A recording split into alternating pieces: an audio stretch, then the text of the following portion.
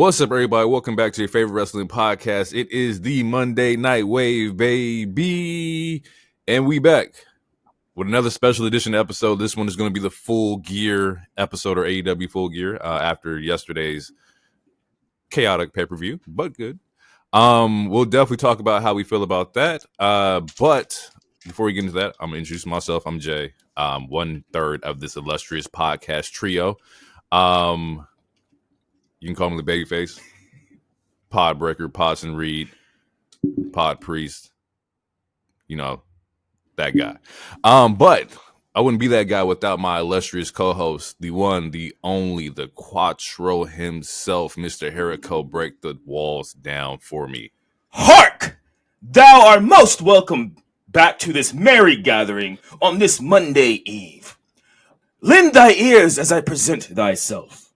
Behold, a wayward spirit, the sovereign of pretty, the gallant knight of allure, the man of fortune's favor. He is a true hero. And for those who are new, what that means is he is a wild card. He is the king of gorgeous. He is Mr. Sexiest Lottery. He is hero, and I am he. I put my intro in a translator because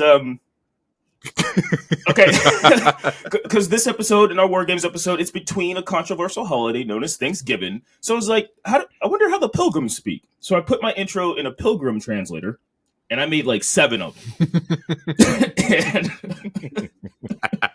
So that's what that was for the context. Oh, shit. Also, hashtag fuck the pilgrims and fuck Christopher Columbus.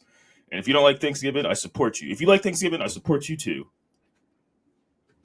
Yeah, fuck the holiday itself. But gathering with your family and eating, I love that. But yeah, I will double down on that same sentiment. I like that. That was it sounded like the Monday Night Ballad. Yeah, you know, that's what we went back a little bit. We don't have a lot for news. We have a quick topic, real quick. On yesterday's pay-per-view, Full Gear. Comes out that January 1st will be AEW's Fight for the Fallen, which would be their first simulcast episode on Max. Yeah, that's going to be a pretty big deal. And I say that because that might be a busy week for them because they still have to do World's End, which is their December pay-per-view. Mm-hmm. January 1st will be the Fight for the Fallen. I think January 5th or 6th is the Wrestle Dynasty show in Japan. So that's Are they super tied to that? Like, is that a cross promotion? World's End or no? With the Wrestle or I thought. Never mind, I'm tripping. Wait, you talking about the? No, it's the cross promotion. Right? Oh yeah. Okay, yeah. Wrestle Dynasty. Okay, yeah, no, yeah, you're right. Yeah, January 6th. I didn't. Yeah, I forgot that they were tied to that. ANCMLL and New Japan ROH. Yeah, So yeah, they got to. They're ending the year. They're supposedly, hopefully, everything goes right. We don't know the booking, but they're going to end the year strong, and they're going to start the year strong, the new year. So that's yeah. I'm also for the simulcast on Max. I mean, a lot of people have HBO Max. Mm-hmm. I do, which means that maybe I can knock off one of these subscriptions because I have Max. Yeah. That's one thing I do like also about the Netflix thing. I have Netflix. It's like maybe I don't necessarily need the Sling or the YouTube TV. Like it's coming down to the wire to where like that bill's gonna be lower. I can definitely take that for sure. Have they explained how this simulcast works? Like, do we have to like pay an extra $20 or something, or have they explained that part yet? Have they explained because pay-per-views are $50. But like you said, everyone has Max because we pay for a subscription. Have they explained, is it going to be like Peacock to where it's literally just we can watch it? Or do we have to cop in an extra like $10, $20 or something? That's funny because they haven't mentioned that yet. But I remember they were talking about it last time to where they were going to price it at a discounted price. I don't know what that discounted price looks like. But we shall definitely see. And it would have to be, like I said, 25 is where I cap out. 25, 30 is where I cap out if I'm paying for like, AEW like pay-per-views and whatnot. And even then, like you still might lose a lot of the audience because they can't just click in and just watch. I do think that maybe it's kind of hard to say like, oh, there's a HBO premium because that doesn't exist yet, nor do I want it to exist. But there's no way to for sure know how much of a discount we possibly may be getting. So to answer your story in a long-winded question, Grant, your question with a long-winded story, no, I have no Okay. idea. What else do we have for news? It was that. I Anything mean, it else was on the? that, and the second part was that Kenny's match is going to debut at Wrestle Yeah, Dynasty, Wrestle Dynasty. But I mean, that those tie in together. But yeah, Kenny's first match will be officially on January 5th at the Wrestle Dynasty. He will fight Gabe. Was it Gabe Kidd? Gay Yes. Kid. Yeah, which is a pretty dope wrestler. I saw him for a little bit at Forbidden Door this year, and a little bit before that because he was definitely building his momentum and whatnot. But I'm interested. I'm definitely interested. Can he get back in the ring? In Japan is gonna be a fucking ball for him. So yeah, we're gonna tune in and see how that plays out for AEW and Kenny Omega and whatnot. Before we get into like the recap of the show real quick, we want to talk a little bit about SmackDown because this week's SmackDown was pretty fucking good. Yeah. It was a good Yeah. episode. First story that we can really talk about real quick is who attacked Jade? Dun dun dun. Who put her through the windshield of the car? Niggas had jokes online too. It was Man, the crazy. memes have been so It was hilarious, bro. The memes have been great. Like people posting her next to Black Widow, Bro. shit like that. The jokes are insane, bro. I saw somebody call her Jade Leno, and I was like, why would y'all do that? I saw that too.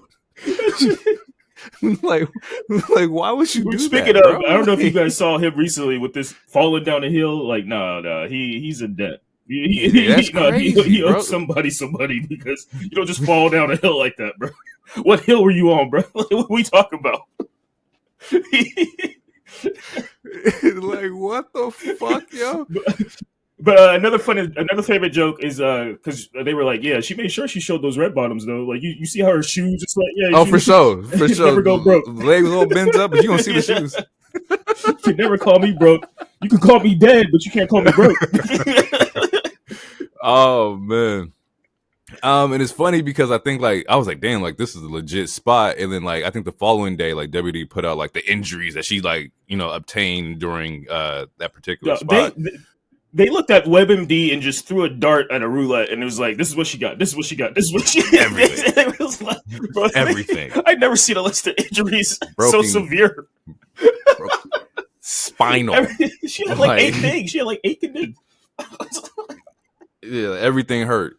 In that same segment, because Bianca was having her match, you see that she runs out to the ambulance and whatnot, and she's like, what happened to her? Who did this to her? And like she's just like really like, emotional about it and whatnot. Acting her ass off. And then like Bailey's there. Yeah, acting her ass off. And Bailey's there, like, it doesn't matter. Like, that's my partner. And she gets in the ambulance and like, drives away. And so I'm interested to see the story play out because I sent it to the group chat. I was like, man, it's kind of interesting that Bailey would not be a part of War Games, right? Like you're healthy, you're here. How do we not have Bailey on the show? But the big story of, just who did it? Was it, I seen people go after Trent where they're like, yo, maybe it was Naomi who attacked, Bianca. And I was like, ooh, I like that. I like that thread. That can be a good one. What it looks like is that the blame may be put on Bailey. Like, Bailey, you did it. I don't like you. You didn't like us. You just want to be in the match. Like, it's I like mystery segments in wrestling if you do them correctly. Yeah. I think they're really, really fucking fun. So how do you feel? What's your thoughts on, the segment? I think the segment is great. I was a little shocked because based on the way that the injury looks, it obviously looks like she's not going to be in War Games. I mean, it could be a surprise. I mean, shit, Rhea showed up in a Batman mask, but it looks like Jade is not going to be in War Games. So then, like, when we started talking about Bailey, like, it was prompted because I was like, who do you guys think it will be? And then, like, your first person was Bailey. I was like, that makes sense. But honestly, it could be anyone, which makes it even more interesting.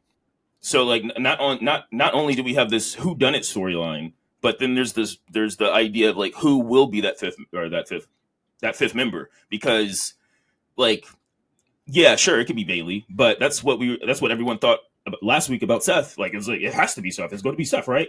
So they could easily pull the rug from under us and then I don't know, you could get a random Charlotte or maybe Mia. Well, no, Mia Yim's still in tournament, but like they could. It doesn't have to be Bailey. If it is, that's dope because like we were talking in the chat, that sets up because obviously Bianca still doesn't like her. You know, her and Io literally had WrestleMania this year. You know, so there's a lot of plots and tension that you could build with adding Bailey, so that would be good. But yeah, then again, to reiterate what I just said, like it honestly, it could be anybody. Charlotte just teased a little video of a return. It could be Charlotte. And she did. Maybe, like, let's say it's Charlotte. Maybe she's the one that did the attack, and that sets up her and Jade for a Mania match or so. I don't.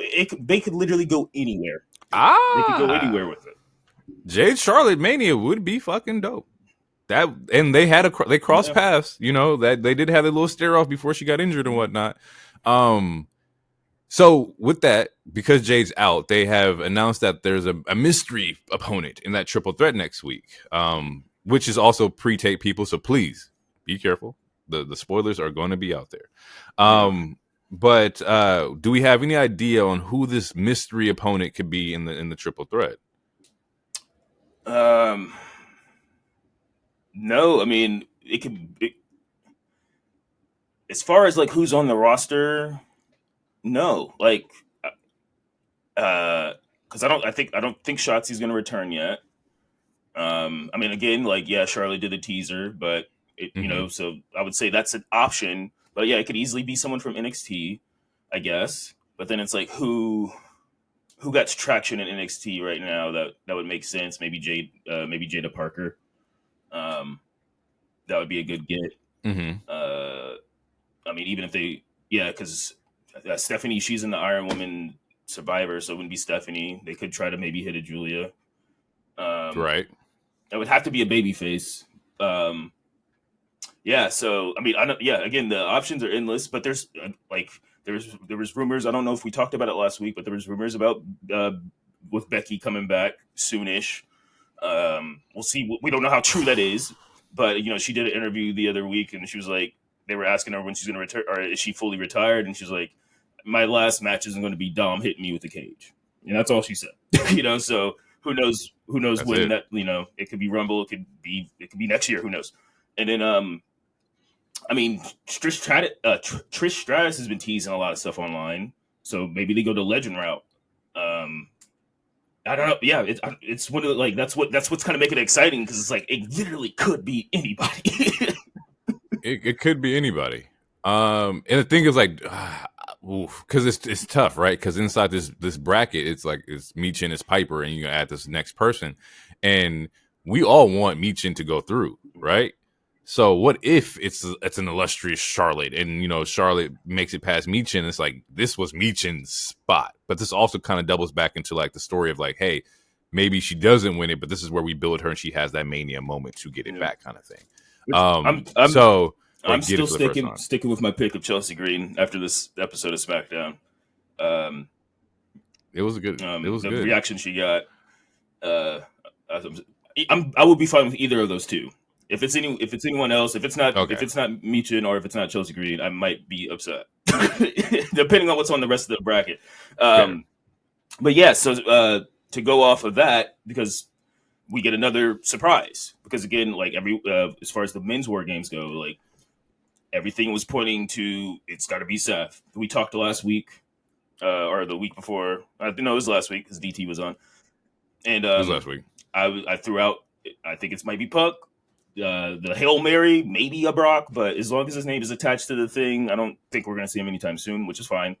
And then we see Heyman finally come back, because he's like, I've been wise man. The last time I checked, you can't do a 4v5 because 4v5 don't work. You need that fifth person. And after that, you hear the you get that cold personality, baby, and CM Punk is the fifth member of the OG bloodline in the War Games. And like from that episode alone, which I saw some spoilers from next week, there's like they made so many moments to where you could put that shit on a poster right now. Like just the face off of him and Roman at first, and then that simultaneous spear in GTS. That shit was fire. That was cold. That shit was cold. like they were so in sync. Like it was in sync. And it's like they worked together before. And there's another Yeah. person who, I mean, that's another person who has real life beef with Punk, um, and who's setting it, aside for business. So I'm real quick. I got to add the Bucks should have took that meeting. And there we go. But but yeah, it's like again, it sets up so much cool shit, and then this still goes back to the Seth stuff because like now Seth can have even more reason to have smoke because it's like even though Seth denied being in the match, you're still teaming with my op. Like my op is teaming with my brother, who's also my op. So I don't like him even more. I don't know. There's so many different routes and ways that they could go with this. And also, like we're gonna get Punk versus Fatu. Like that face off alone is great. Man, I don't know. It's good shit. But yeah, everyone was a little shocked, and it was like again, it was a good. They played it like they played us, and I mean played us in a good way to where it's like it seemed like it was going to be Seth. Like there was people that were putting money on it, damn near. But boom, they hit us. For sure, because it made Right, the most like, sense. but then they hit us with a curveball, and a great curveball. So yeah, it's I understand the sentiments of people like this doesn't make any sense, right? I understand that part because it's like what is Punk's skin in the game in this? What does he gain from this? And the common denominator is I'm only here for Heyman, which is what he said, right? Shout out to Paul, by the way. Paul looked like he was on a nice little vacation. He came out with a even tan. Like Paul was in Jamaica for like 4 months, and I'm like, I respect it. Also, it made me think about like Paul Heyman has been working for like 6 years, 7 years straight, bro. Like he was Brock's wife. He was with Brock, and then he goes to Roman for 4 years. Like Heyman needed the break for sure. And I hate to be this guy, but Heyman deserves it, Emmy. Like I get wrestling is still a niche thing. People still like to make fun of it and call it fake or whatever. But this bloodline shit, for it gets better and better. The writing is so good. Heyman deserves an Emmy. Let's make it happen. It's just good TV. Yeah, I want to know, like, because yeah, because all we see is like him coming out and doing his thing, but like I want to know like behind the scenes, like what parts of the bloodline did like Paul Heyman like intricately like produce? I want to know. To my knowledge, it's most of it. I mean, Roman is a huge part too, but to my knowledge, like most of the bloodline stuff is kind of Heyman's baby. I mean, I'm sure there's other people, of course, but yeah, I think he might be the principal of it. I don't know. Get him a minute. Yeah, I would love to sit down with somebody, like sit down with like a Jimmy or a Jay, like, yo, what did Paul do? Like we see him on TV, but that backstage work got to be insane. But anywho, going back to the point of Punk being inside the bloodline, it's money. It's going to do what it does. This will be a very interesting War Games. I do think Seth appears at War Games, and he's going to stomp out somebody. I hope so. He might stomp out two Honestly, people. He should stomp Roman and stomp Punk. I don't think we won't see Seth. Like I don't. Hey, actually, hey. That's my bitch. That's my bitch. But if you think about last year, Punk not interrupted, but he was the last spot of War Games, right? Mm-hmm. What if this is Seth's way to get back at Punk? What if Seth's going to be like the last spot is him popping out and he's going to curve stomp somebody? Like, you're not going to rob Seth of his moment twice. So I expect, Seth Rollins to definitely come out and steal the show or the momentum or something like that. He might cost Bloodline the match. He might come out and just boop and, you see somebody pin somebody. But I don't know if it'll cost him. I definitely think Seth Rollins will be a part of this War Games match somehow, some way. Yeah, I don't know if I'll go as far. OG Bloodline. I don't know. He don't fuck with none of them. I know. Well, he said last week. He's like, I will stand by you, Sammy. I'll stand by you, Jay. I'll even stand by you, Jimmy. But I can't stand by that other. That's a fact. I don't know if he'll go as far as. There's always accidental costs. Like, yeah, he could. I don't know if he'll go that far, but it's plausible. But I do think we might see him, and I do think somebody needs to get curve stomped. So I don't know. For sure, somebody's getting it. Yeah. With that being said, let's jump into this full gear recap. Let's talk the Costco Hey guys. man, Normally, look, jokes aside. normally I don't watch a lot of the pre-show because I gotta get you ready. Mhm. But go Oh ahead. no no no no I no. think we're on the Yeah, same path. What okay. you Well, got? yeah. Jokes aside, because I mean, I know like it's the internet. I'm not gonna be the joke police. You know, it's like, oh, you got these TikTokers, all yada yada. But AJ is low key really fire, and I like he actually Talk about like. it. And I'm gonna throw some shots real quick because he's a better promo than majority of that roster. He's this old TikTok dude, sure, whatever, but like he's cutting a good promo. Like every single time he was cutting a promo, he's doing the right. He's hitting all the right bullet points. He's saying the name of the event. He's saying where the event's at. He's saying who he's fighting. He's saying the name of his finisher. Like he's hitting all the bullet points that you have in a little quick TV spot.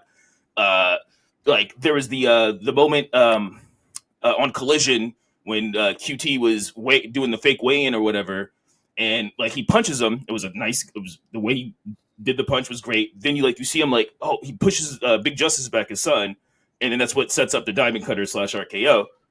But it's like I don't know, you can see I don't know, man. If AEW doesn't sign him, WWE needs to hit him with that WWE ID because I'm here for it. Like honestly, I'm here like again, yeah, jokes aside, and I get also is like he's taking a spot of someone who could be on there. Insert whoever name you want, and I do get that. But also in wrestling, like this is not new. Like RoboCop showed up at WCW. Fucking WWE had. I mean, we just had Bad Bunny. Yeah, Or Bad Bunny. You yeah, had Logan shit like Paul. all shit like that. Like Jon Stewart was in the ring once. The Saturday Night Live news people were in there. So like having celebrities or guest appearances has always been a wrestling thing. Like that's how we had Mr. T, Mhm. Cyndi Lauper. Like the list, like it goes on and on. So this is nothing new. So like the No. outrage it's a little over exaggerated to me because again it's like it's nothing new. I do get it at the same time because you want to see your favorites on, like again insert whatever name you want to see them, but this is also this is business. So It is, and it worked out. Like the thing is, like they were trending. There are people talking about the Costco guys. Like you saw that, like the engagement go up a little bit. Like you said, he hit like the Fox News business or whatever. Like they were making their rounds. And the thing is, he put on a great fucking match. I don't really check out pre-show like that, and I checked out the pre-show because the Costco guys are going to be wrestling. And I watched the match, and I had a lot of fun watching that match. It was and good. shout out to Like, QT also for making him look yeah, good. that's my next Mm. part. Yeah, QT made him look amazing. But you also see that, like they say, like he was a former wrestler like 20 years ago, and it's like it makes sense. He wrestles like one of the old school wrestlers like 20 years ago, like just the hip drops, like the headlocks that he was like trying to do, like it was great. And I think the best moment for me was more so like the human aspect of like you see his son like on ringside, like watching his dad wrestle, and I sat there, I was like, man, you know how cool it would be to be like you're watching your dad wrestle at a pay-per-view, and like that was like packed out, like they sold a lot of tickets for this show. Yep. And then also to have a spot where you go in and spear him, and the kid put off a great fucking spear. Like it wasn't like That is my he one half nitpick did of the it. match. QT sold it like perfectly. Like it was what was a spear? Yeah. Get that kid out the ring. What nah, I gotta have. That's it. I gotta get the spear. Gotta get the QT, spear. next TikTok, QT needs to drop that child. If I'm QT, I'm dropping that child. I loved it. It's just like I loved it because they also advertised as like a Costco guy, so the dad has a spot in the match because it's a match. But like just to throw in the son in there, like that's fucking great, bro. I was thoroughly impressed. That was the only match of the pre-show I caught because a lot of them were like it was just mad early for me.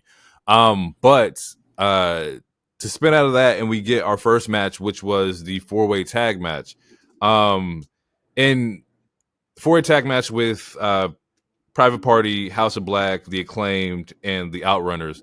Wait, real quick. It's when What you it's got? Malachi and Brody, they're the kings of the Black Throne. When it's all three of them or four of them, then they're the House of Black. I don't make the rules. I just That is wanted. true. Yeah. I just wanted. That's true. I didn't want someone to well actually you on Twitter. Kings of the Black Throne, which is a dope name. Oh yeah, the fire. So there's a couple matches on the card that I believe should have been left off the card. Right. Mhm. This is one of them. And not anything negative to where like I don't want to see, Kings of the Black Throne. We know how I feel about Malachi Black. But it's just more so like this felt more like an Acclaimed breakup story than actual Private Party first title defense. It felt like a lot of the time, a lot of the focus was on what the hell's going on with the Acclaim. Even when the Acclaim came out and did their entrances, we see that Max Caster takes the mic and he tosses it away from Bowens, so Bowens can't get his shit off. So they're seemingly, hinting at the breakup, an inevitable breakup that's going to happen between them. I just wish that it wasn't done on the Private Party's first title defense. I feel like you could have chose the Outrunners and ran, Private Party versus Outrunners. And even then, you could have did that on like a Collision or a Dynamite. All in all, though, it was still a very enjoyable match. I just didn't like the idea of the breakup being the main focal point. With that being said, I think I already know the answer to this question I'm going to ask you. Are we ready for the breakup of the Acclaim? Yes. Yeah. Honestly, I am so sick of Matt Caster. I can't stand him. But yeah, man. I mean, if they're not going to, and I used to be a huge Acclaim fan. Again, I have a shirt, Scissor Me Daddy.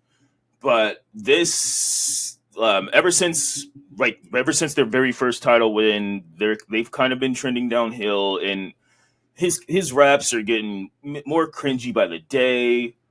Yeah, and honestly, I think Bowens is the star of this. Really, like, as much as Max likes to call himself the best wrestler in the world, I think Bowens is way like he's a better. To me, he's a better wrestler. He has a better look. To me, he's more natural. He doesn't. Yeah. So, in my opinion, Max Caster is the Marty Jannetty. So honestly, I'm fine with the split. But what's probably going to happen is that Caster is going to probably go with Hurt Syndicate, so he's going to get more screen time anyway, and they're going to make. Please, please, I don't need that. Yeah. Him and Bobby Lashley are related, right? I think we talked about this before. No, we're not doing this again. Not happening. Oh, this is not even a bit. They're legit like stepbrothers. Nope. Nope. Let it. We're moving on, people. Yes. Moving on. So like with that being said, like it was a solid match. The Private Party gets their first title defense. I definitely want them to have a traditional tag team for the next match. I think the 4-way was great, but like I said, it was just packed out with just the Acclaims like breakup. Yeah. And honestly, if I'm Private Party, I'd be uptight. Also, why not just have LFI? Like, oh yeah, I don't get why if you're gonna do the breakup anyway, you could do the breakup like through just them on Dynamite and give LFI the moment to like, hey, we're gonna put you on the show. No. Yeah, at least that's how I felt. Yeah, because Beast. Well, I don't know, because Beast Mortos was in that other 4-way, so maybe they didn't want to have LFI. He was. But yeah, no. To piggyback off of what you said earlier, if I'm Private Party, kayfabe wise, I'm gonna be tight, because I'm like, my first defense is in a 4-way. Like, what the hell? It took us 5 years to get this, and now I gotta beat 6 other motherfuckers. I'd be hot. But I'm glad they retained. Yeah. I'm glad they retained. But yeah, no, I'd be tight. Like, what the hell is this? Also, can we do away with like the tag moment or element in like the 4-way tag matches? It should be Tornado. It should absolutely be just Tornado tag. Like it would make the match a little bit more fun. Yeah, I'm glad DT didn't see that. But MJF versus Roger Strong. This is also match 2 of what I think should not have been on the card. Only because I think MJF should do his promos in person. I think you get a lot more emotion when he does them in person. And there wasn't really a backing for, Roderick to win this match. There was he wasn't. He was going to win the match regardless. Like, honestly, there's no reason, especially when he's been beefing with Cole. Well, I mean, well, honestly, you put it you put it best. The other a couple episodes, like because I didn't understand it, but the way you explained it made sense. Like they chose Roderick so that I mean, because we knew he was going to lose, and it's going to build more heat between Cole and MJF. Like it makes sense, but the way that they got there Mhm. is what's frustrating. Because like, yeah, MJF wasn't here for like 2 months. Correct. We're getting all these video vignettes. I personally, I'm like, I don't like the edgelord MJF shit. Like him, like talking about his dude's mom and shooting his dad and like that. That doesn't resonate with me. Like, and I like I've watched. I mean, I've been watching MJF for this whole show iteration, and I'm like, he can cut a spicy promo without the edgelord shit. Like, you don't need to talk about someone's crack baby mother or whatever like. You don't need to do all that. And I get it does get some reactions, but it's not all the time. I don't know. It's very I don't know. It's very 14-year-old on Xbox Live to me. I don't like that shit.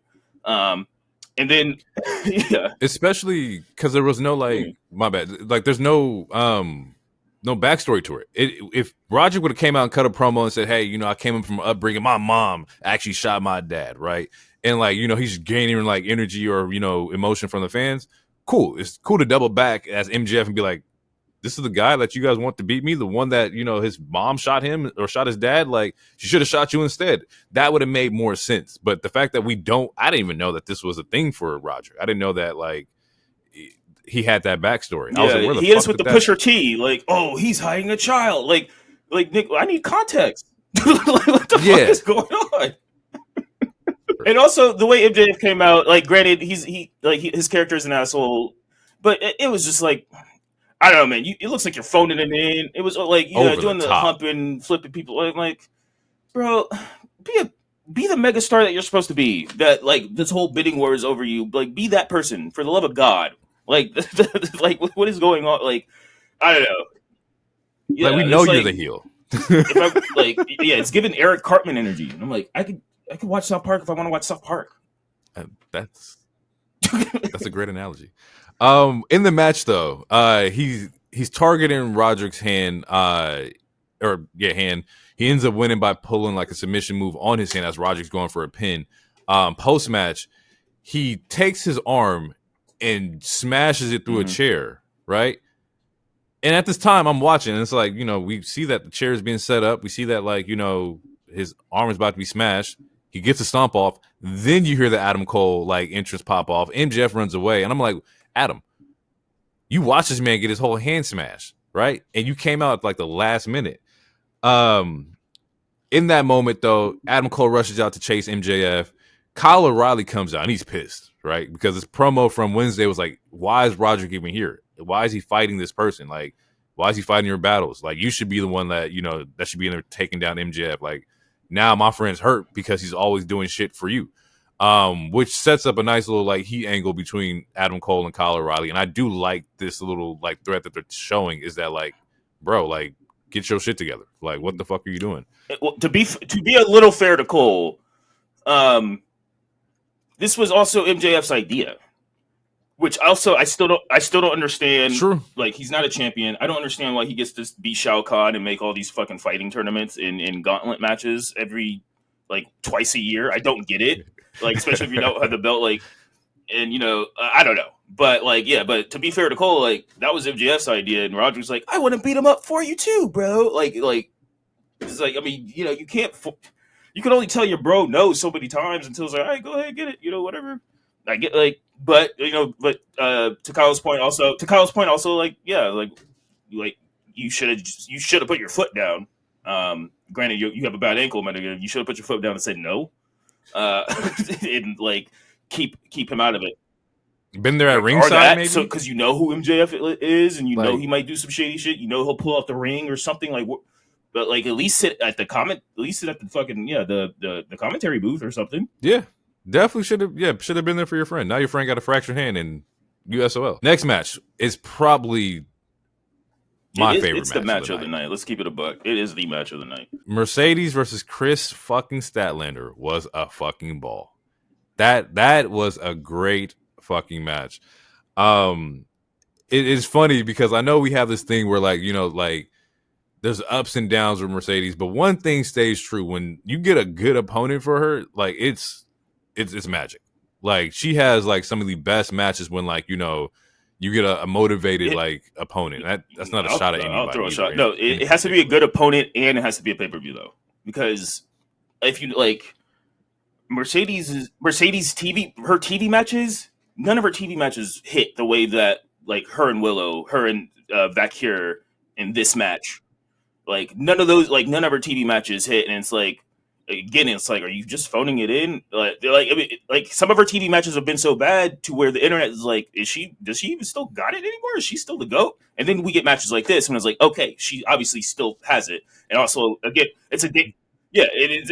It's a tango, like because it's based off of your opponent too. And Kris Statlander is easily one of the best workers, women workers. I mean, workers in general in that company. So I am not surprised. I am not surprised that this match was good, at all. And I'm glad it was good. It shut her doubters up a little bit as far as Mercedes goes, but I'm going to say this one point and we can get to the match. It's one of those things where it's like with AEW, like we know the pay-per-views are going to be fire. We know the matches are going to be fire. It's about the booking. The reason a lot of us aren't really effing with her character is because it's it's cringe. It's bad. It's just not good booking. But she's going to give us this kind of match, and that's fire. But what about everything else throughout the months or 2 months until the next pay-per-view? That's the problem with it. But again, let's talk about the match. The match itself was good. Let's break it down. Yeah, match was really fucking good. I think that they had a lot of like counter spots in here. I think the chemistry was really good considering I think this is their first time I think so, wrapping up. Like they had really good chemistry. Like it was very, very interesting. But yeah, the crowd was behind Kris. They wanted Kris to beat Mercedes. And it's very similar to the same energy that they had with Private Party first loss to the Young Bucks, to where the crowd wants this to be the next champion. And rightfully so, because Kris is fucking amazing, but they're definitely full-fledged behind Kris Statlander getting it. And even in this match, you saw there's moments where Mercedes was like, fuck, what else do I have to do to get her to go out? Like, I'm pulling out all the stops. I'm pulling my finisher off. I'm doing, the bank statement. I'm trying to get her to tap out. Like, there's nothing that I can do. She ends up targeting her her knee because Kris has previous knee injuries and whatnot, and so the focal point of her offense was her knees and whatnot. And as Kris is about to hit this finisher, you see that she starts biting her leg, biting her knee in true heel fashion, but also in true heel desperation. Like, when have we ever seen you bite somebody? Right? You the CEO. It's almost similar to like on Raw, and we saw Gunther pick up that pipe. It's like you never needed to do this. Like who are you becoming? That is crazy. Pause. So it's like it's dope to see the character kind of break down, because even before this, she told Camille that she needed to stay in the back and watch how a champion truly does and whatnot. And it was like, okay, I wasn't out there. You almost lost. Like, you barely made it out this time. And I think there's a story to be told there. I think they're definitely putting the express button, or pushing the express button on Camille. I think they kind of think that she might work better as a babyface than a heel. I mean, I'm gonna try to let it play out, but they've been making her look like a goddamn goof since she showed up.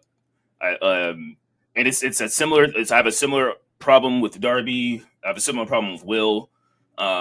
You're making a lot of these people either look stupid or they're losing too much. I want to tell you why, but I can't. I don't think I could say it publicly. All right, yeah. I don't want to get you canceled. But yeah, no, a good match. I'm gonna keep it a buck though. I think Statlander should have won.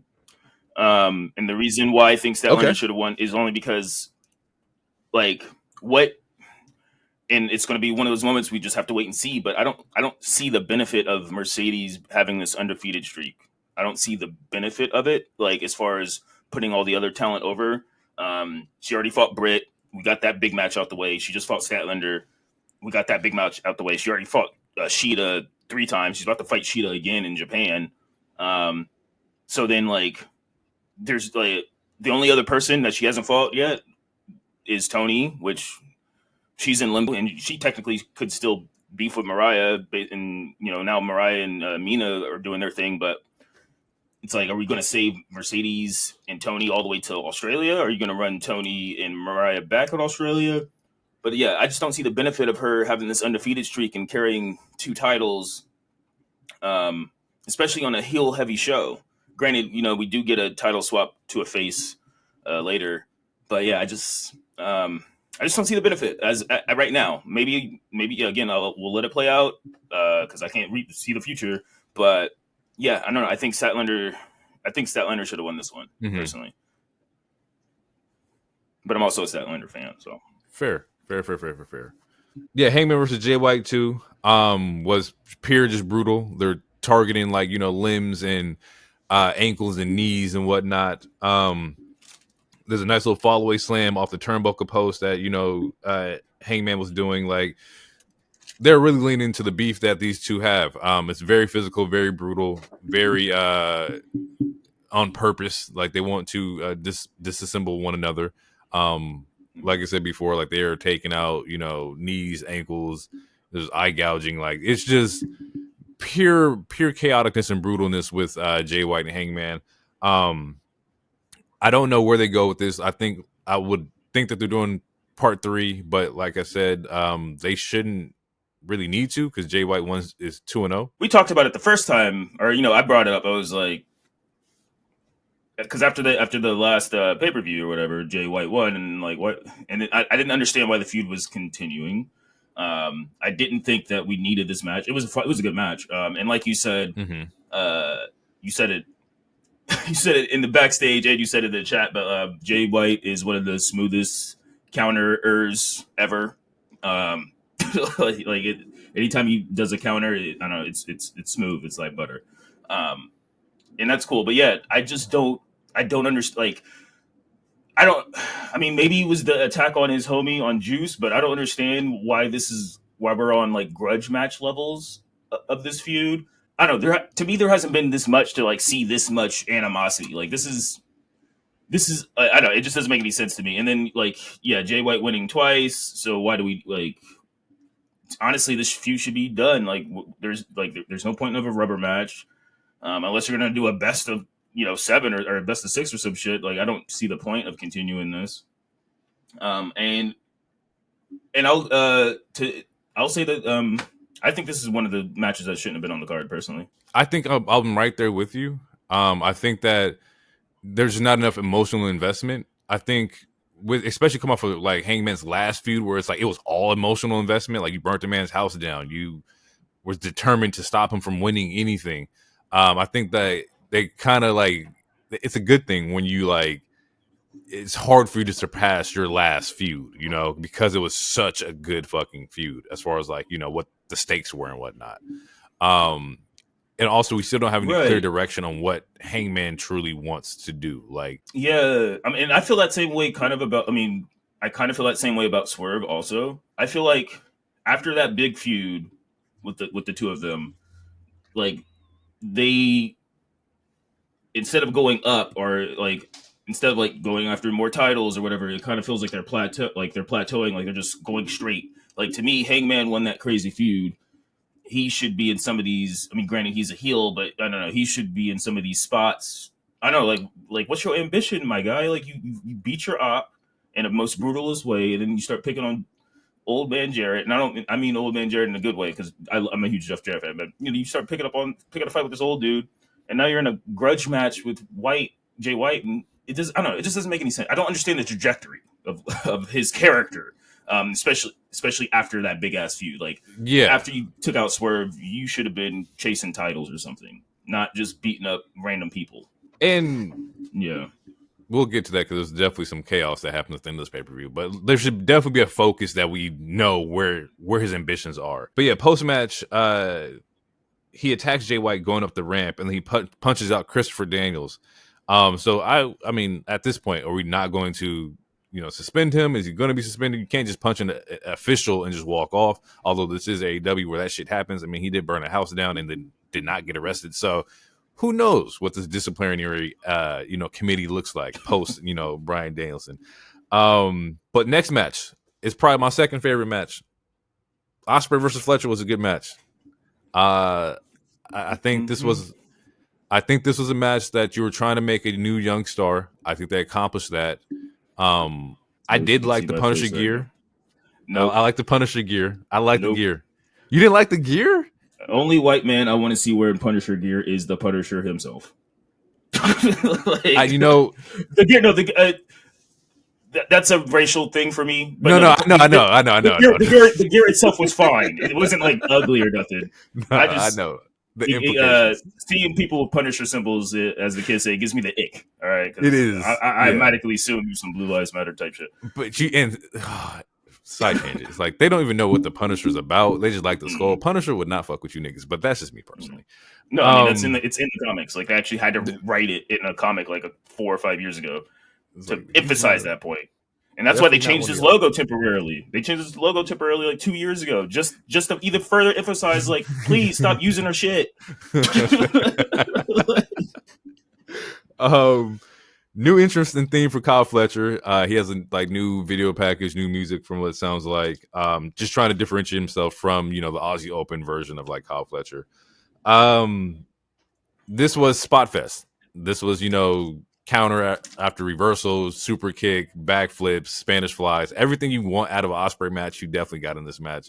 The thing that I like it, the reason why I like it is because Fletcher was able to keep up.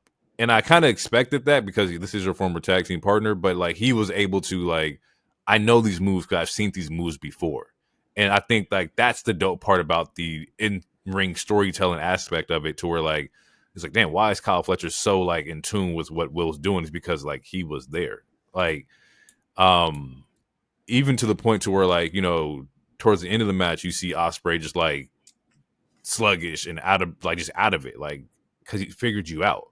I think that's a really really cool fucking like theme or fit or like part of the match if you're able to like pick that up.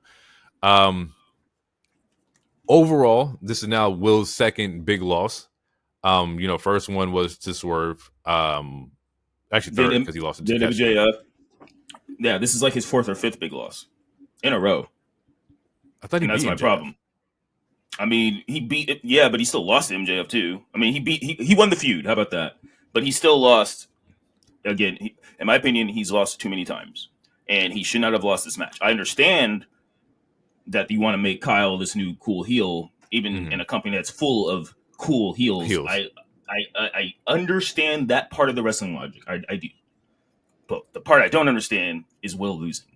And again, it's one of those moments where you got to tell your wrestlers, no, like Will is he's he's being stupid. I get you want to help your friends, you want to put your friends over, like you're like I get that, but you got to think about this also in the business aspect. And Will has lost too many matches already.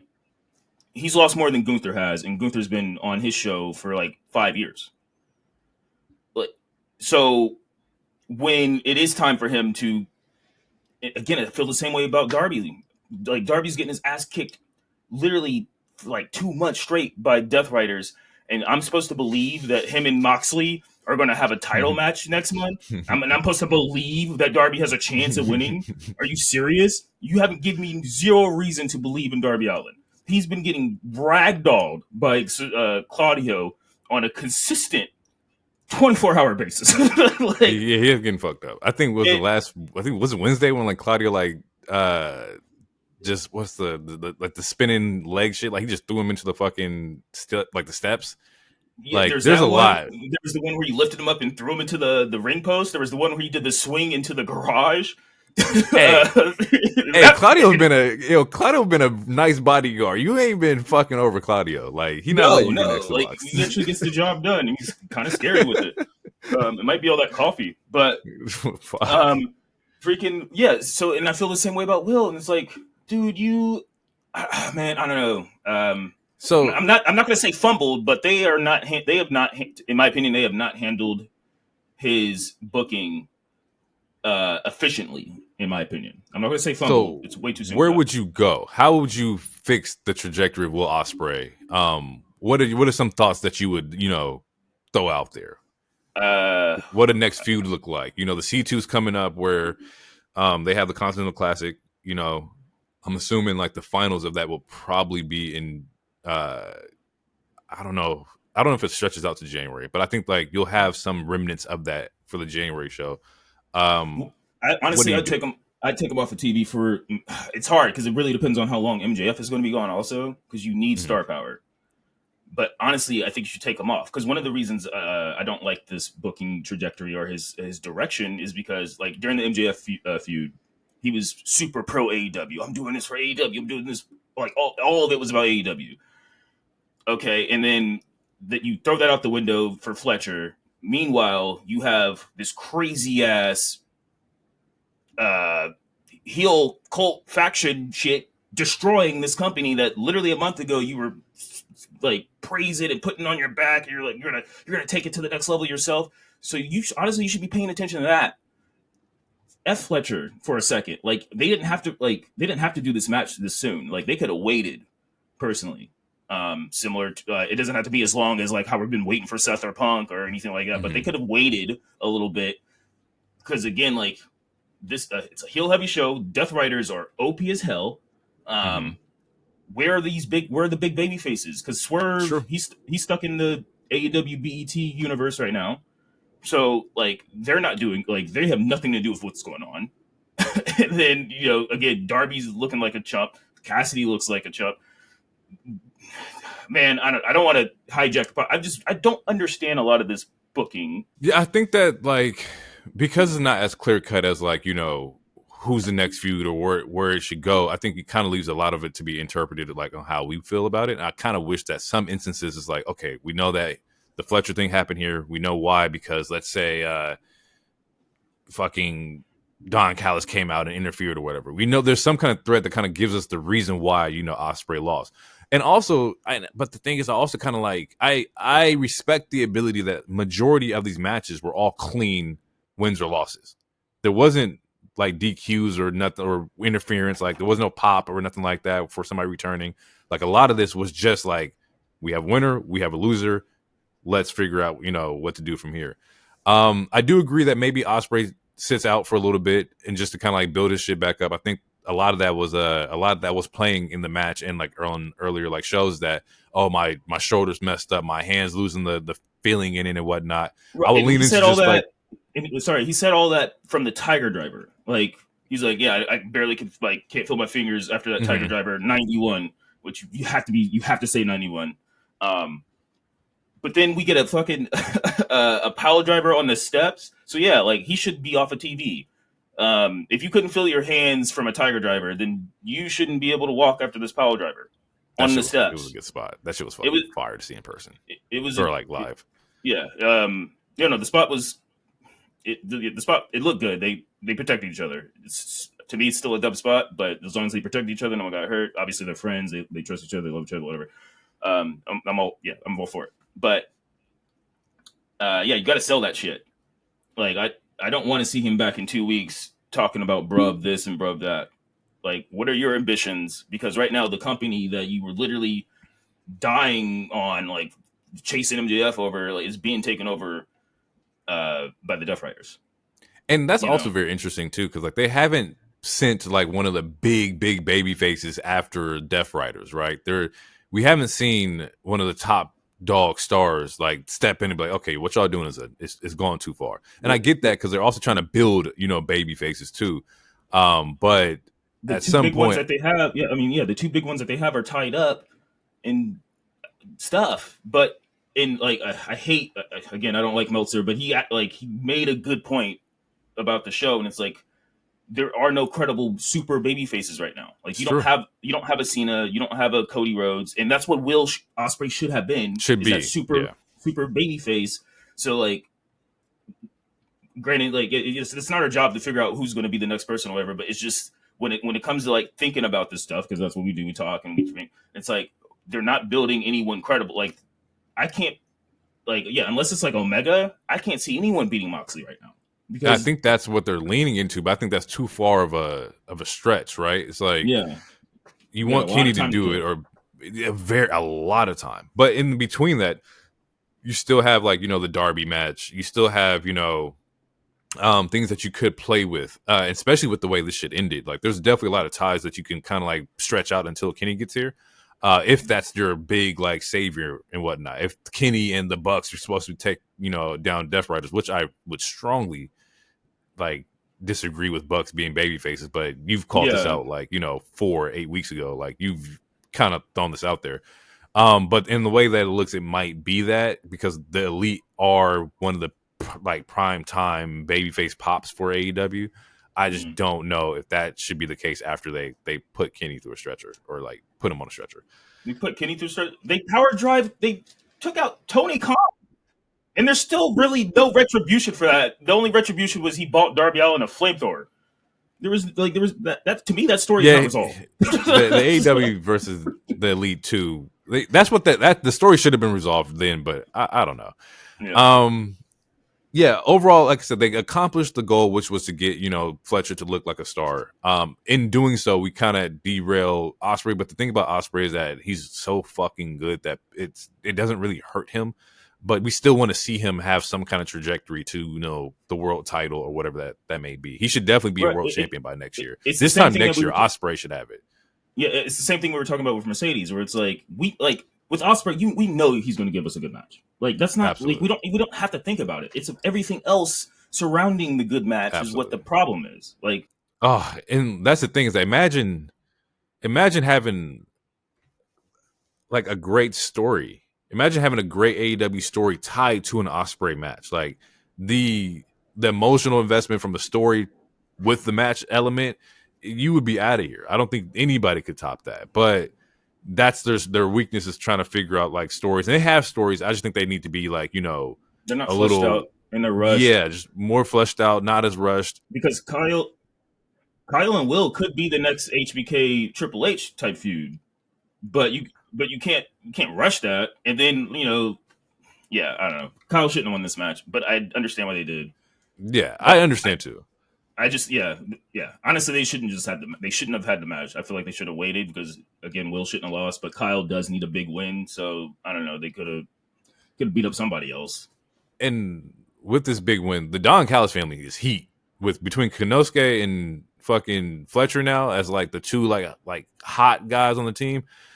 Don Callis family should not be losing to like anybody. They should be going through. You just took out Osprey. Both of your members took out Osprey, which there's a threat there. Mhm. But they should definitely like be on a nice little tear between the two of like Konosuke and Fletcher. And if I do, I'm assuming he's going to go after the TNT. Um, hmm I mean, I don't know, but I'm assuming Callis wants all gold, and a babyface spoiler wins the TNT. I mean, I don't know. Yeah, We'll see. fuck. I didn't think about that, but that Danny versus Fletcher could do it. But you don't want Danny to be a transitional champion. But we'll see how they book that too. I definitely have questions with that when we get there too. Mariah May champagne celebration after 4 or 5 months, she gets the championship champagne celebration. For her being the champion and whatnot. She actually comes out. She's rocking a black eye from the match she had with Anna Jay, which was a dope fucking match on Collision. That shit was fucking fire. But she has the black eye. She's celebrating with Mina and whatnot. Uh, they drink, they toast. They're supposed to be dancing on the way to the ring, and we see Mariah kind of like hesitate and grab this bottle, and looks like she's about to smash Mina across the head with it. But Mina turns around, sees what's happening. Nice fucking kick of the bottle out the hand. Very on point. And now we see a spear through the table and Mina with blood on her mouth screaming at Mariah. And so it looks like the next feud that we're going to see is Mina Shirakawa versus Mariah May. Um, no Tony, which I was expecting Tony Storm to pop out, but maybe they're saving that for Brisbane. I know they go to Australia in February, so maybe there might be something there. Um, Well, she's right but now. She's shoot retired at the technically, yeah, moment. she said she was losing until she retired. But we're gonna get Mina Shirakawa versus Mariah May. And by the looks of it, it's like you got to be careful because Mina looks like the stronger like competitor out of the two. And I just be very interested in how they're gonna play off of like the emotion between the two. And granted, there's a story there because they're best friends. even more so, Mina was Mariah's friend before Tony and everything like that. So like, there's definitely, you know, emotion to be garnered here and invested in. It's just more so on how they're going to do it and whatnot. I mean, we knew this was going to happen. We talked about this a while Mm-hmm. ago. And again, I feel like they shouldn't have done it. And the reason why, I mean, like we knew it was going to happen. I don't know. I feel like there's too many friends betraying friends. Like, if we were to make a list of all the ones that happened just this year, like it's like, god damn, There's a lot. like at this, like if I'm working in this company, I'm not trusting nobody because like what the fuck, bro? Like you got the Fletcher stuff. You got Mariah on Tony. Now you got Mariah on Mina. You got Statlander on Willow. That's just off the top of Mox my and head. Brian, like Mox and this is Bryant, just like what the hell? Like what is going on? Like a claim right now. Like there's a lot of friends betraying friends. You're Max right. and Cody or Cole. I mean, all Yeah, this was this year. Like, this is and no, that's that's damn. and that's off the top of our head. Did we just name 7? It's Damn. like shit. Y'all got to figure out other ways to do that particular story. You know, and yeah. So I mean, Mariah, when we get this match, Mariah's more than. I mean, Tony really does like Mina. I mean, a lot of people like Mina. Yeah, I'm assuming Mariah's gonna win. Uh, yeah, man, I don't know. I don't understand. She's another character whose trajectory I don't understand. Like after the Tony match, it just feels like they It's been a he little didn't have stagnant. yeah, it just feels like yeah. I don't think he had any plans, or the writer. I don't think they had like any crazy plans. It was like, all right, we finished this crazy year long storyline. We know we're gonna do Mina, so we got to buy time because obviously Mina was doing shit in Japan, which is why it took 4 months to get the And I celebration. think that's what it was. I think because you wanted to do Mina, but Mina had prior commitments, you couldn't really like do the story, which they also could have stretched it out. But I understand like winning the belt at All In was like the big moment that they were aiming for. Yeah, yeah. I'm just curious to see what would be next. Yeah, And we saw nice like Mina. We ain't never seen Mina like with focus and like actual hatred towards somebody. Which I'm very interested in seeing how they play this out. Next match was Jack versus Danny for the TNT championship. I don't have a lot of notes for this match. I to be honest, I didn't really enjoy this one. This is also another one. And actually, the next two I think could have been fleshed out a little bit longer and maybe put on World's End. I get it because like, you know, Jack and Danny's been like beefing for a minute now. I just think that like they were both, and maybe that's the story, is that they were both doing kind of similar the same thing, like the level of aggression, the level of like I hate you, you hate me kind of thing, but it was never like a clear line of like Danny being a true babyface. I think the story's being told is that Danny thinks that he's a babyface, but you're not, and Jack's trying to push him there because there's a whole moment in the match where he's like, you don't have what it takes to like, you know, to be this champion, to go that far. Even the aspect of like the promo that they had on Dynamite where like was it Dynamite? Maybe yeah, it was a Dynamite where they put them on top of the car, they drive off, and then the following promo, like they're inside this warehouse and Danny picks up like the tire iron and he's like, you don't have what it takes to like to take me out.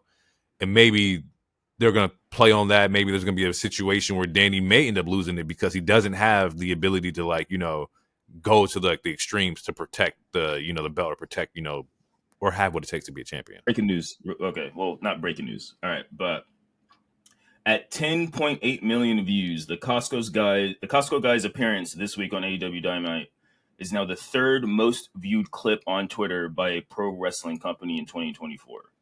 God Number one is damn. Number one is Joe Hendry in NXT. Number 2 is The Undertaker at WrestleMania helping Cody, and Costco guys are number 3. So, like, again, That's a like, win.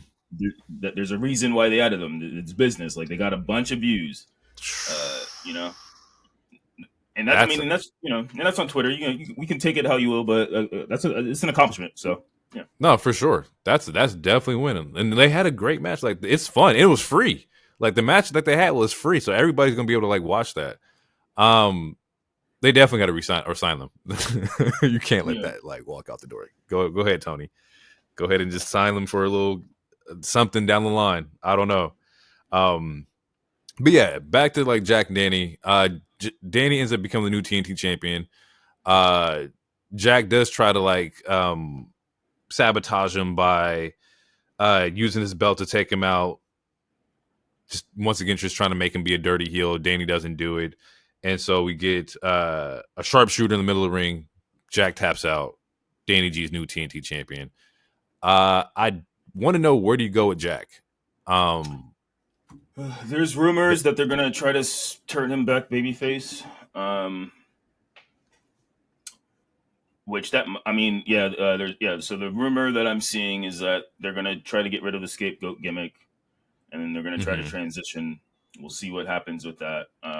Which they should, because the whole gimmick is him getting beat up by a nigga who's not in the company anymore. But so yeah, that's what I'm seeing on the rumor mill. As far as how I feel, I have no idea. I honestly feel like babyface might be better, but then you gotta, as a babyface, you kind of gotta talk more. I mean, I don't know, because I'm not buying the tough guy shit. Like, you're 5'4". I'm not, like, you look like a barista. I'm not buying it. Fucking stupid. Fucking hell, bro. The whole tough guy, you can burn me, like, I don't know, bro. Burn me alive, kill me. Better make my latte extra foam, my nigga. Relax. I don't even like lattes. You're right. I should chill. Yeah. So yeah, I'm not. Okay, let's say they are doing this elite versus Deathriders down the pipe. If they don't change Hangman, which I don't think, it doesn't look like Hangman's changing based off the end of the show, at least changing anytime soon, then that means Perry would kind of have to be that person to change, and maybe even Okada. Yeah. So yeah, I'm assuming big face one. I need them to touch on that too. Like, you know, the elite has left, but Okada and Jack were part of the same team, and there was no story that kind of like defined what the hell happened there. And maybe they'll touch on that like upcoming in the C2. Maybe Okada's like, "Hey, you're going to be there ringside." And Jack's like, "No, where the fuck were you at?" I don't know, but I had a baby, bitch. That's what he's going to say. This is awesome. That's literally what he's going to say. That would be funny. I do think that Jack might go on the babyface run. I do like the idea of like I don't want him to go back to Jungle Boy. I don't want that at all. I prefer the jeans, whatever kind of version of Jack. We could lose the scapegoat gimmick, but I still like the character that's being portrayed here. If he stays a heel, then he should join the Deathriders, because there was that moment where Moxley was like, "I don't care what anyone says, you're cute," or something like that. I feel like DT, because you just stole exactly what I was going to say. Oh, really? But yeah, I think that might be the better fit. I think maybe Jack may save Mox from losing it or whatever. Like, maybe Deathriders are banned from ringside and Jack shows up as the new member of Deathriders to kind of help Mox. Maybe he sabotages Darby. Maybe it's Jack it's Mox versus Darby, and then Jack comes out and just fucking DDTs Darby and sabotages that. Yeah, I think there's a story to be told there too. I like it. Yep, take it. That's what they should do. Yeah, honestly, because he's not strong on the microphone to be a solo act, in my opinion. Whether he's a heel or a face, I think he should be a part of a group right now. Besides the Hurt Syndicate, the Deathriders is one of the most popular and biggest groups that's going on right now. Popular that's a tough word. But yeah, no, I think Deathriders. I think it should go to Deathriders. I agree with that. And the way that you just booked it, I'd do that. Yeah. Konosuke versus Ricochet. By this time, it was like, 8, 9 o'clock for me. So it was like 11:30 midnight over there. The crowd was out. The crowd had no energy, especially come on for like Jack and Danny. Like, there was nothing going on there. While Ricochet and Konosuke had a great match, there wasn't a lot of like fan, like, energy. And I kind of felt bad for them because they did throw on a good fucking match. To be not to be fair, but as far as crowd reactions, the biggest reactions throughout the whole night was the Costco guys and Will Ospreay's match. And that's not saying that people didn't react to other matches, but I'm saying as far as like bigger, like actual like crowd engagement, like the energy and crowd engagement, like those were the two most crowd engagement matches, which you can argue that's telling. or you can, I don't know, take it how you want, people. But I just wanted to throw that out there since you just brought that up. They had some great crowd and like investment in like the Swerve and Bobby match too. Like the crowd was definitely chanting like Well, yeah, Hurt Syndicate yeah, Hurt Syndicate is the most they're up. over thing in the company right now. Yeah. We'll get to that. But typical Konosuke, like just going out, going crazy. I think the trap that may be happening here, and I've been seeing like people talk about it online that like maybe, and here I am. It's like, what if it was Ricochet?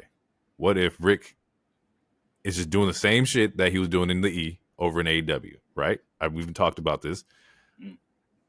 What if like he's just not capable of going past that threshold? Now, I don't believe that, but I'm just asking, like, what do we do? Is he always going to be the mid-card guy forever? Like, he's very adamant. There's been 2 quotes recently. He's very adamant on proving that he can run a company, and he's going to try to get that AEW title at some point. But, I mean, I don't know, man. I don't see it.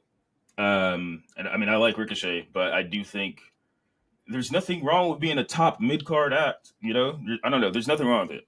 And my like, not, and it's not to say he can't be a world champion. I'm sure he can be, but like him going on the mic against MJF, that's not going to do. Like, he's going to get slaughtered. He'll get slaughtered with Moxley, and Moxley doesn't even make sense in his promos. Like, so who like, he's not going to talk. Like, I mean, again, like his talking isn't any better. Granted, it's not a promo heavy company. You right. still, you still got shooters on the mic. Like, so if you don't like, you got to be ready for that. Because again, who's like, the best mid-card act right now in all of wrestling? Like, who's like that? Is it Sammy? Is Sammy like the tweener between mid and main event? Yeah, I would. He hasn't. I would. Okay. Sammy J, LA Knight. Yeah, ain't nothing wrong being in that field. Like, that's a dope 3 to be in that realm. Like, and 2 of them get like Roman type pops, Cody type. Like Jay is like, it's Jay Uso. Sam, like, yeah, okay. Sammy, like in LA Knight, like I would say those are probably the top mid card acts. Like, and they get Cody level pops. Like, yeah, so, I just didn't want mid-card act to sound like it was something disrespectful. So I just wanted to break down who's the biggest like mid-card acts. For people who aren't familiar with the lingo, it's not disrespectful. I mean, it's like, I know it's not disrespectful. It's is it disrespectful to be the 6th man of the year? Like, no, it's like you the best 6th man. You know what I'm saying? Like it's not saying it's the same level. That's just, I was trying to make a weak comparison, but it's not a disrespectful. No, it's not disrespectful. I just wanted to make sure that we got it out there that like, hey, like, Sammy is 1000% high mid card. LA Knight, Jay, like those are very, very like successful, mid card guys. And also merch sales, like they're successful. Yeah, Xbox. So for sure. And with Ricochet, like, I don't know. It's one of those things we gotta let play out. He's very adamant, saying he can do this stuff. And it's still early. He hasn't even been in the company for 6 months yet, right? Like, it's been since August.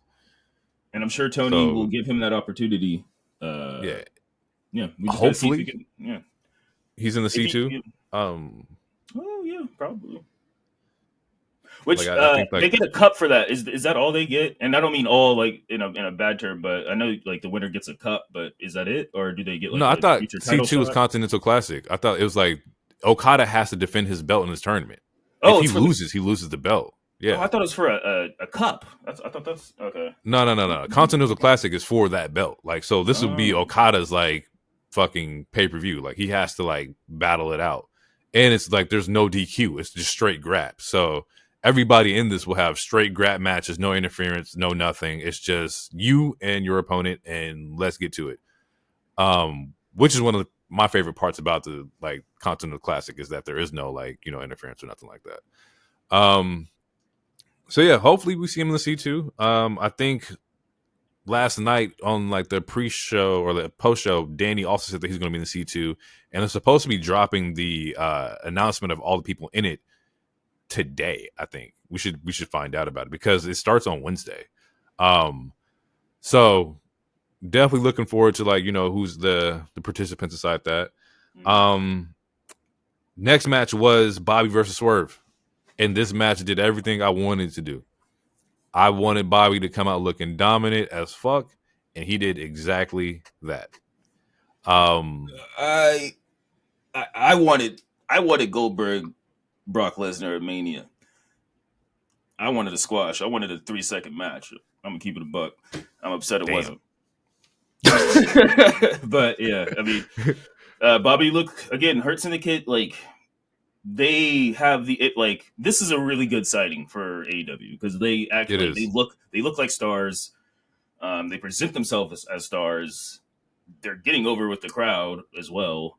And also their answers in the scrums are amazing as well. Well, Bobby's answer wasn't that great, but yeah, Hurt Syndicate is looking great. It's looking good. This is a good signing thus far. It is. I did like the swerve stomp on the table, to the Spanish announce table outside. That was a fucking dope spot. The spear through the barricade, Bobby putting the hurt lock, and they said hurt lock on AEW TV, so that probably means it wasn't like trademarked. So they kept a lot of like their image. They kept a lot of like their branding, and it's definitely helping out, helping the transition out a lot more. Well, I mean, it's only it's the NIS. It's easy to brand that. NIS. Niggas in suits. Really, bro. Oh my fucking god. Jesus fucking shit. Anywho, Swerve got fucked up in this match with the hurt lock. He doesn't tap, but he's like the pass out. They drop him just for good measure. Bobby puts the hurt lock on Nana too. Swerve ain't got no friends. He's outnumbered. Swerve needs to get friends. Where does Swerve get friends at? Who's going to help Swerve out against the Hurt Syndicate? Honestly, who would? That's exactly. That's the question. And also, okay, one, who would, and two, like, I don't even. Dog, nobody. I'm so, like, like, okay, and it's not like one used like early or late last year, you broke into a nigga's house and touched his baby, or picked him up. I shouldn't say touch, but like, so I wouldn't rock with you for that. But okay, like if we're basing this off of, because again, this feels like a separate universe. This is AEW Black, right? Mm-hmm. There's not that much. I mean, you got Leo Rush, and then you got like some of the, honestly, probably Private Party. He'll probably ask Private Party.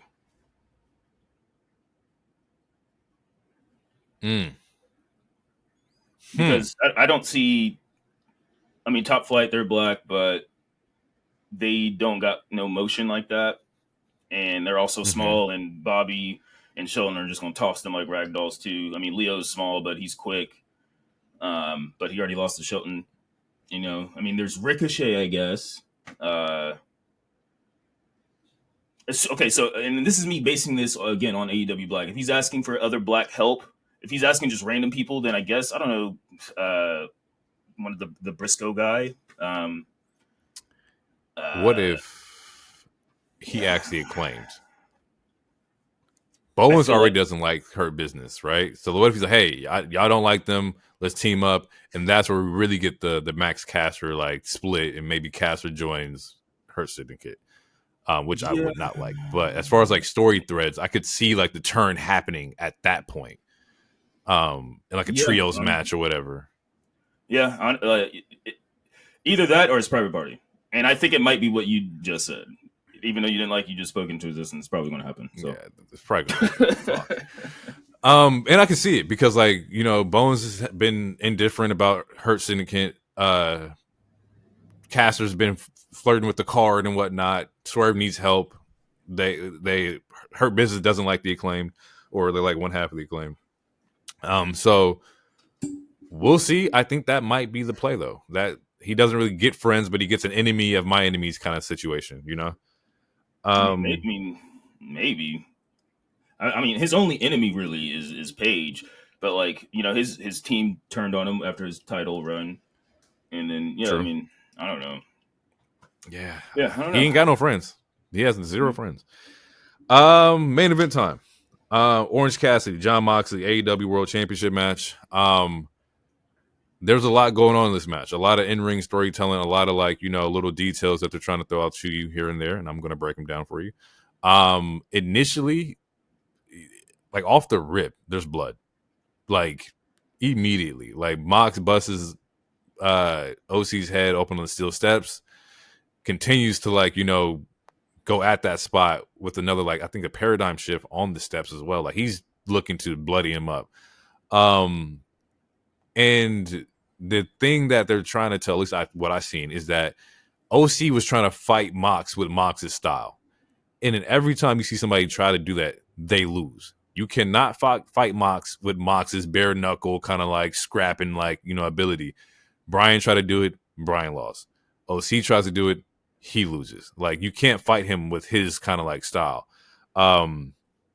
And a good majority of this match, he was beating the dog shit out of Orange Cassidy. And I kind of like that because it's like, you think this is a game. You think that it's all the baby face. You're going to be the guy to get the belt and change everything. Newsflash, you are not that guy. No matter how many people back you, no matter how great the fans love you, it's going to be my job to put you back in your place. Bring something out of you, but also put you back in your place. We knew he wasn't that guy when he went 50-50 with Wheeler Yuta on the Go Home show. We knew he wasn't that guy when he said it. He said he wasn't the leader. Right. But it's like, again, when it comes to believability, like he was like, I want to wrestle Wheeler Yuta, and he goes 50-50 with him. I'm supposed to believe you're going to beat Moxley when you can't even beat the lowest ranking member of the Ginyu Force. Like, what the fuck? Like, I'm supposed to believe you? You can't beat Deborah. How the hell are you gonna get Captain Ginyu? No, fuck, that's a great analogy. That's such a great analogy. And then after they got jumped, he still did the damn kicks, and it's like, bruh, this is a time to be serious, and you're in the middle. If you're surrounded by 4 people, and you're gonna start doing the kicks.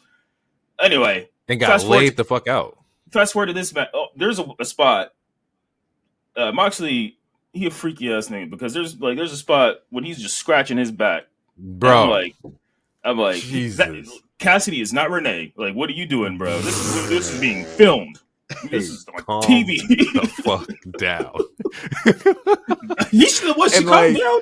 I was like, hey, 69 God Mox. Like, what is going on, bro? Like, and I was watching the spot, like, oh, it's gonna be like the fake scratches up the back. No, this motherfucker drew blood and was really digging into this man's back. I was like, hey, yo. And then OC tries to do it. And it's like, it's not the same, bro. We gotta stop. You're not him. Don't do this. Yeah, and why are we doing back rakes? Like, yeah, back rakes. Punch him in the face. There was a moment in the match where Mox is stand up and Orange Cassidy just on the ground, just defeated. And I'm like, this reminds me of the old school 80s, 90s villain movies where you tried, but you couldn't step up. It was very Drago, Apollo Creed, where hey, I see you gave your best effort, but it was not enough. And the ring's all funny because Mox gets all his ideas for movies, so it's kind of funny that you say that. There's probably some connection somewhere. It just feels not like Demolition Man, but just that mid scene in the Marvel movie where you fight the villain the first time and get fucking waxed, and you got to go back and figure out how to beat them. It's very reminiscent of that. I think this segment in the Mox era or the Deathrider era is oh shit, we keep getting fucked up. We got to figure out what the fuck's gonna what are we gonna do to stop them. This can't be the normal hey, I'll be the guy to take you out. It has to be an everybody versus everybody kind of situation. And I think they're leaning with that based off of what happens at the end of this match. But yeah, this is definitely mid fight scene in the Marvel movie feeling for me. The Deathriders do appear in this match. They battle with the conglomeration because the conglomeration comes out to kind of even the odds or whatever. Marina ends up grabbing the briefcase. It looks like she's going to attack Orange Cassidy, hits him in the head with the briefcase. And surprise, surprise, big fucking Willow pop. Willow's back after being out for a little bit. I think the concussions. So it's really good to see Willow back out there. It seems like we may get a Marina Willow kind of like match, which I would want to happen because Marina needs to not needs to, but I want to see her in action. And also there's no better person to do it than like Willow. I'm very happy to see Willow back in the AEW picture right now. I mean, we need a Willow. Yeah. But and also we need more women's matches. Like I think a lot of the criticisms that's been happening recently has been like, hey, where's the women's story? Where's the women's moments at?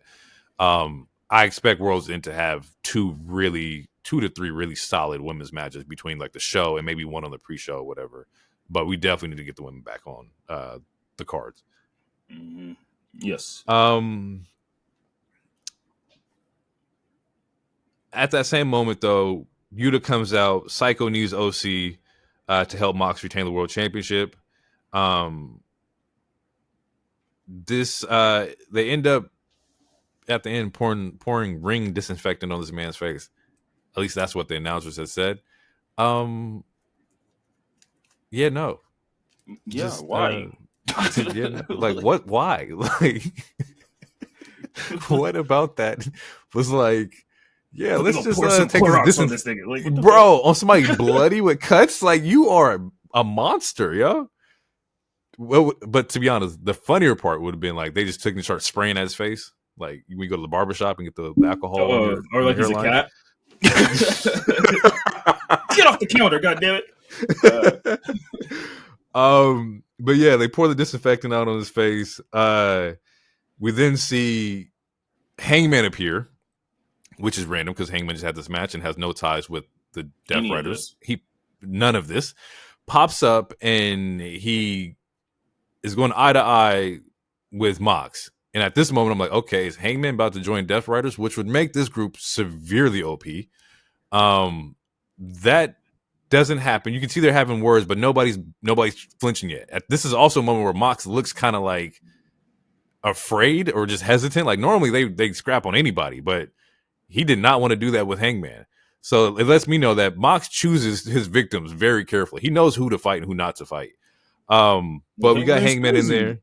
No, fuck yeah. Like this crazy man who lost earlier just appeared while I'm whipping somebody. Like I'm gonna look at you like what you like? Is it like the way I was perceiving is like what you on, bro? Like what type of shit you on right now? Like what is this?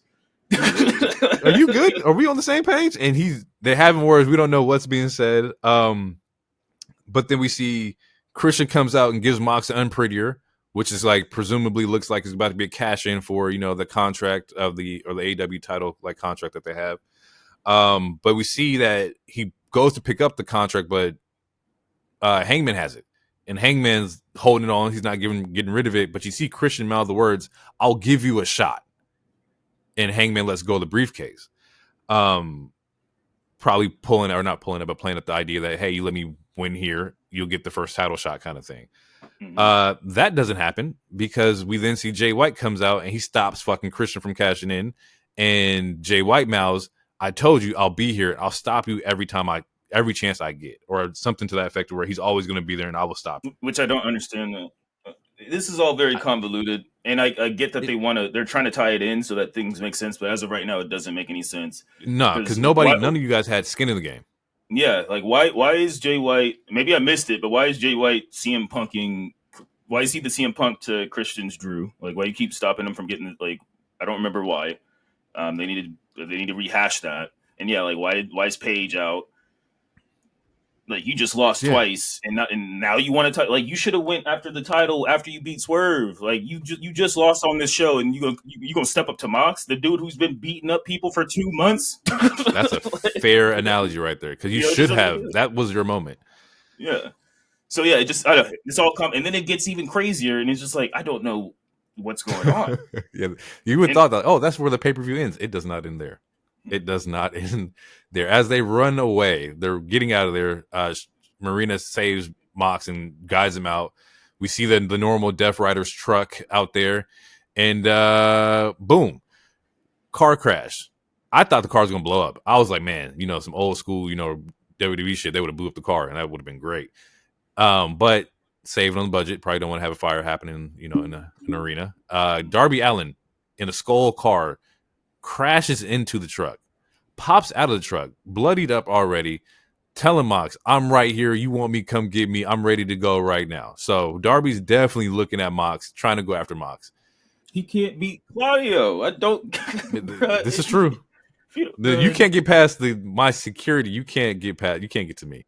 Claudio's literally been beating him like a fucking child. Dog like, fucking walking him like it's like watching Broly fight Krillin. Like, and it's been every week.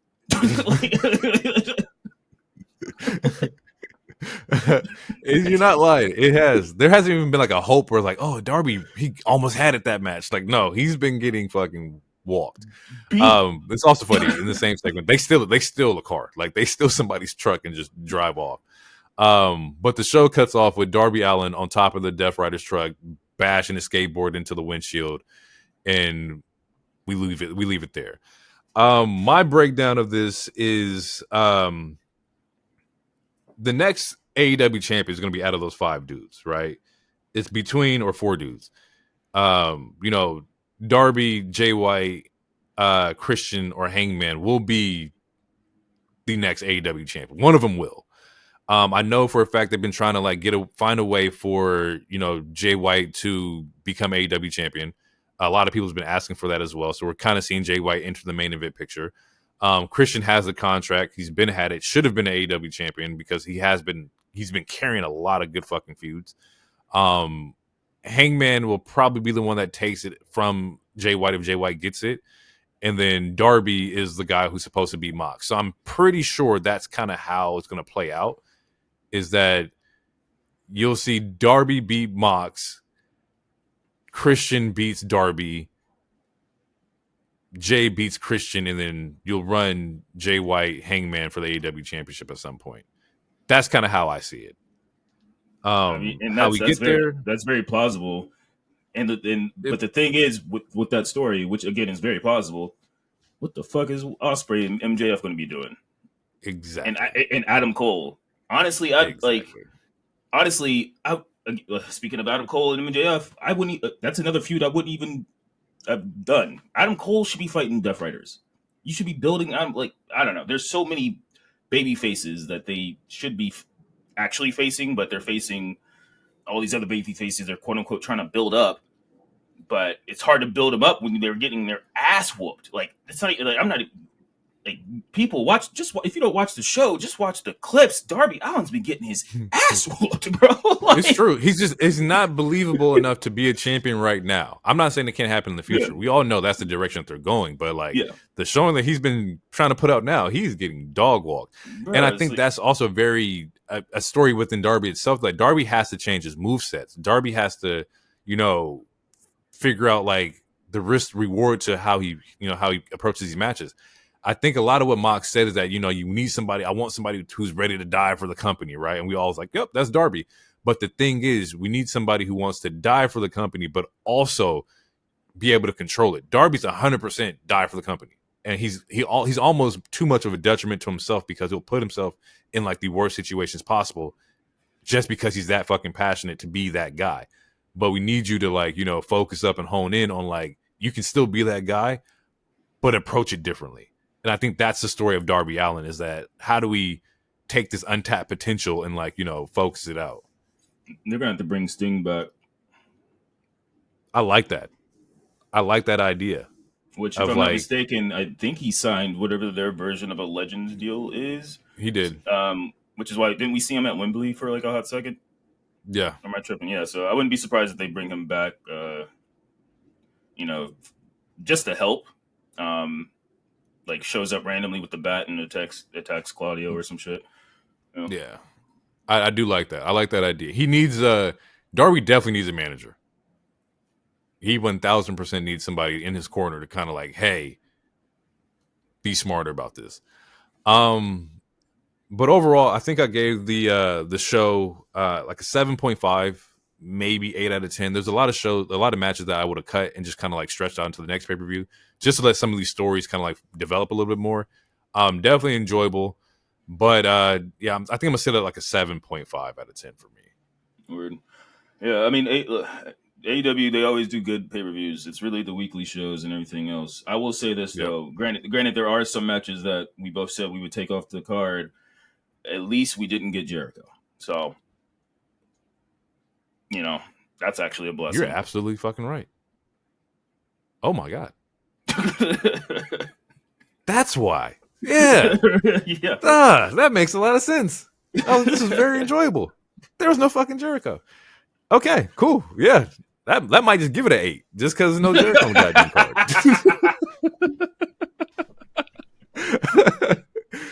card. Yeah, we're gonna get out of here. For all the listeners, once again, thank you guys for checking us out. We appreciate it. We appreciate all the new listeners, the new followers. We are definitely keeping this train moving because next episode of Survivor Series, and boy oh boy, we cannot wait to get into that. War fucking games is happening. So definitely stay ready for that one. That's gonna be a blast. Yeah, we got some good shit coming up, some good wrestling lined up. But we're gonna get out of here. Once again, thank you guys for listening. It's been real. Peace out. Too sweet.